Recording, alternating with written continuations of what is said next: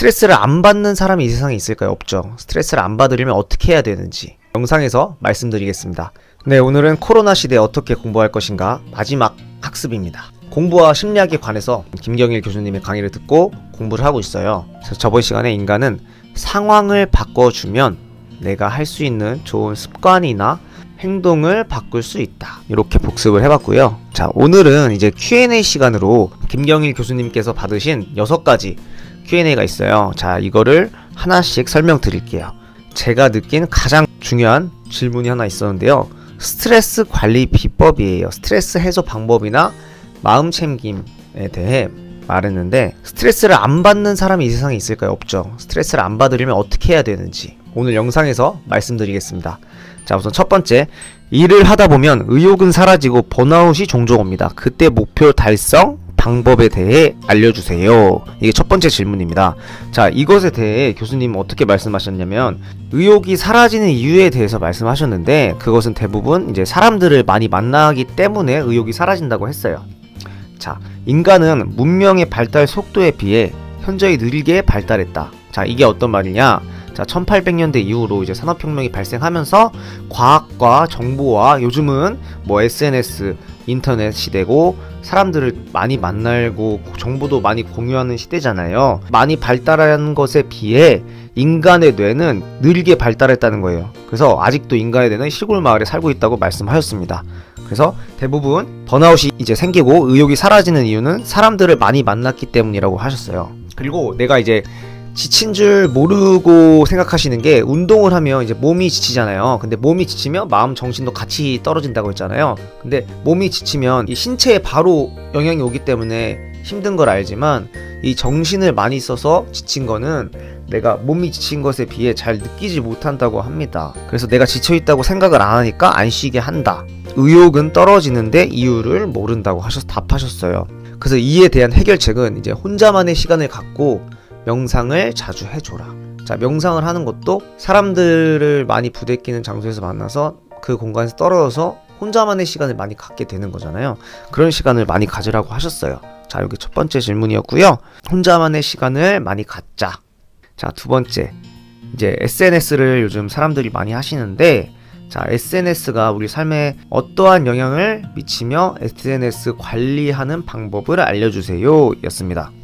자, 그래서 SNS를 건강하게 관리하는 방법은 내가 스스로 SNS를 안 한다고 다짐을 해서 SNS를 안 한다고 하는 것보다, 이것도 이제 상황적인 요소를 바꿔주는 건데, 사람은 이제 상황과 장소에 기반해서 움직인다고 해요. 이게 무슨 말이냐면, 예를 들면 내가 공부를 할 때 핸드폰을 자꾸 봐요. 그러면 이제 핸드폰을 내가 안 봐야겠지라고 생각하는 것보단 그 핸드폰을 아예 공부하는 없는 장소에 갖다 놓는 거죠. 아니면 핸드폰을 꺼놓고 거실에 갖다 놓고 내 방에서 공부를 한다거나, 그렇게 장소를 기반해 아예 차단할 수 있는 그런 상황을 만들어 준다는 겁니다. 그게 내 의지보다 더 강력한 힘을 발휘할 수 있다고 해요. 또 더 있겠죠. 이제 운동할 때는 핸드폰을 집에 놓고 밖에서 운동한다거나, 그렇게 하면 훨씬 멀티태스킹을 안 하고 그 운동에만 집중할 수 있겠죠. 자, 세 번째 질문은, 건강한 조직 구성원, 회사 같은 곳에서 어떤 리더와 어떤 직원이 어떠한 관계를 가져야 바람직하다고 생각하시나요? 자, 이 질문에는 많은 심리학자들이 많이 받는 질문이라고 해요. 그래서 사람들은 모두 성격이 다르고 각각의 특징이 있는데, 성격이 다른 상사와 부하가 있으면 상호 보완적인 관계, 서로 부족한 부분을 채워주는 거죠.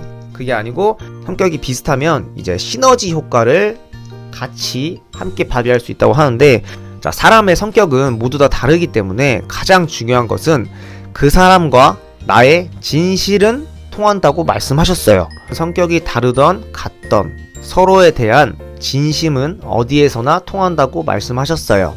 자, 그것이 모든 것을 결정한다고 합니다. 리더와 이제 팔로워, 이제 상사와 부하의 관계겠죠. 둘 중에 어떤 패턴이든 한 명이 진실이 아니라면 그 관계는 언젠가는 깨진다. 이제 헤어지는 연인 관계도 마찬가지라고 말씀하셨습니다. 둘 다 바람직하지 못한, 정직하지 못한 관계라면 범죄 집단일 가능성이 크다 라고 말씀하셨어요. 이제 상사이신 분은 직원한테 뭐 너는 직원이니까 내가 아는 거 알려줘도 돼. 이런 마음을 갖는 것보다는 서로 상생할 수 있고 서로 많은 대화를 통해 진심을 통해 발전할 수 있는 그런 사회가 되었으면 좋겠습니다. 자, 네 번째 질문인데 제가 이 강의를 들으면서 가장 많이 느끼고 실생활에 쓸 수 있겠다라고 생각한 가장 중요한 질문이었습니다. 코로나 때문에 스트레스에 약해졌다. 이에 대한 해소 방법이나 마음 챙김에 대해 알려주세요 라는 질문이었어요. 이제 스트레스가 어떤 거냐, 기본 원리는 내가 상황이 있잖아요. 내가 스트레스 받는 상황에서 벗어나야 돼요. 근데 그 벗어나는 변화를 하지 못하거나 불가능할 때, 그리고 나의 주도권을 상실할 때, 그때 스트레스를 받는다고 말씀하셨습니다.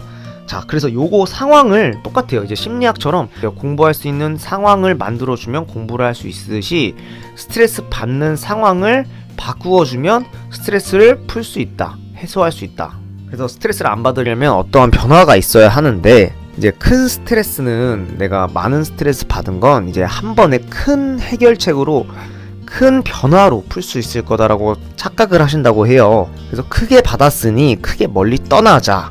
예를 들어 제주도 여행을 내가 간다고 생각을 하면, 내가 스트레스를 받았잖아요. 그래서 제주도 여행을 할 때는 스트레스 받은 걸 해소할 수는 있다고 생각을 하실 거예요.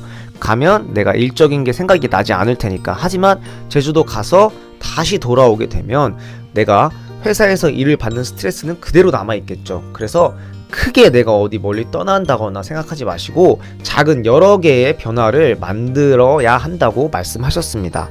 뭐 예를 들면 이제 작은 변화라는 거는 어려운 게 아니에요. 내가 오늘은 버스를 타고 회사 출근을 했는데 오늘은 뭐 지하철을 타고 회사 출근을 한다. 출근하는 것 자체가 스트레스 있을 수 있지만, 뭐 작은 변화라는 게 이제 저처럼 공부하면서 유튜브를 찍는다, 이런 식으로 내가 할 수 있는 작은 것부터 해결해 나가면 스트레스로부터 조금씩 멀리 벗어날 수 있다는 거예요. 자, 그래서 행복에 대해서도 비교해 주셨는데 행복도 마찬가지라고 합니다. 1년에 100점짜리 행복이 있다고 생각해 보십니다. 근데 1년에 100점짜리 행복을 한 번에 딱 100의 행복을 받는 것보다 100점짜리 행복을 10분의 1로 나눠서 10점짜리 행복을 10번 받는 게 사람은 더 행복하다라고 말씀하셨어요. 그래서 스트레스를 풀면 작고 소심해 보이는 변화를 계속해서 꾸준히 해야 한다. 자, 결론은 그래서 스트레스는 극복하는 것이 아니라 하나씩 작은 것부터 실천하는 것이다. 이렇게 여러분들도 스트레스를, 오늘의 변화 하나씩 할 수 있는 작은 변화부터 실천하시면 스트레스를 조금씩 멀리 벗어날 수 있으실 겁니다.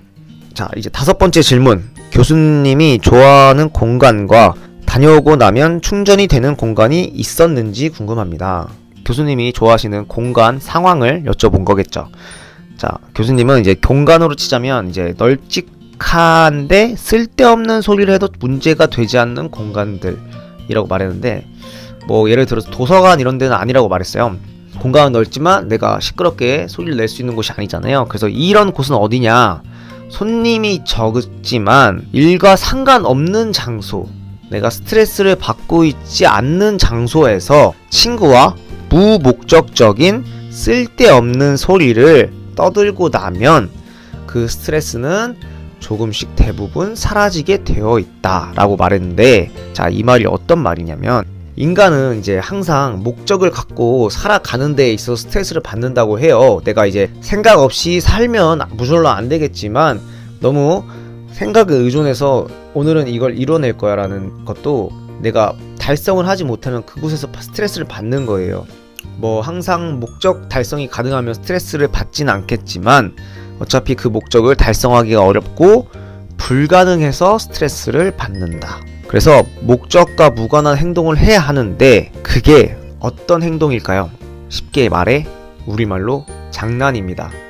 친구와 장난치는 것, 친구와 노는 것은 목적이 없는 행동이잖아요. 뭐 영어로 조크라고 하겠죠. 플레이, 네. 그래서 오히려 장난을 안 치는 사람이 더 위험하다고 합니다. 스트레스를 많이 받을 수 있기 때문이겠죠. 그래서 장난은 목적이 없는 것, 그것이 스트레스 해결법이다.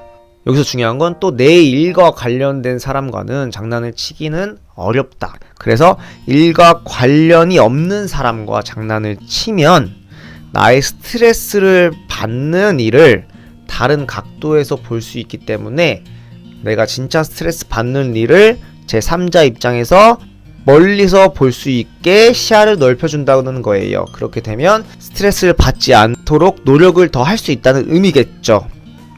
자, 이제 그래서 마지막 질문입니다. 코로나 팬데믹으로 집에 많은 시간 머물게 된 사람들에게 어떤 상황을, 어떤 환경을 만들어주면 좋을까요? 였습니다. 자, 교수님은 이제 코로나 팬데믹이 시작되고 한두 달 뒤부터 집에 있는 방에 있는 모든 물건들을 정리하기 시작했다고 해요.